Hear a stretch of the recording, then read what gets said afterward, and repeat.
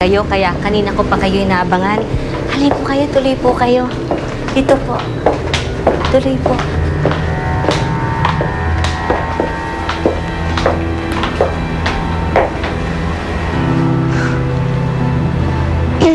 Ma, don't tell me na dito na muna tayo titira. Merced, pakiiwan muna kami. Sige po. Nagre-reklamo ka pa? Hindi ba dapat magpasalamat ka na may kaibigan ako na magpapatira dito sa atin? Ano problema dito?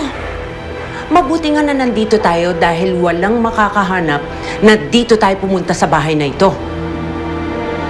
Kaya kung ako sa'yo, himbis na magreklamo ako, manahimik ka na lang. Total, ikaw naman ang pasimuno ng lahat ng problema na ito.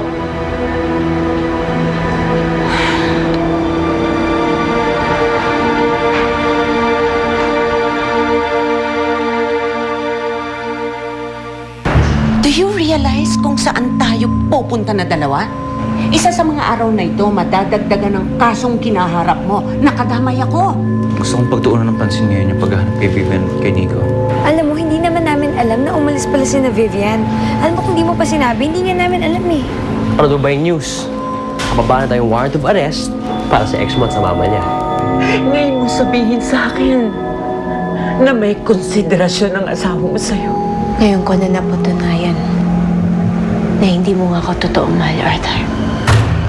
Hindi mo pwedeng sirain ang buhay ko. Si Doktora Charity nga. Gusto kong malaman kung nahuli na ba siya o hindi pa.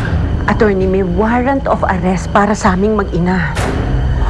Gusto ko malaman, available ba ito? Mas gugustuhin ko pang mamatay ka na lang. What? Ano ba?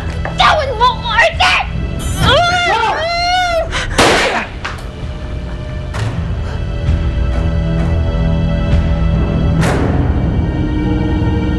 Napanood mo ang mga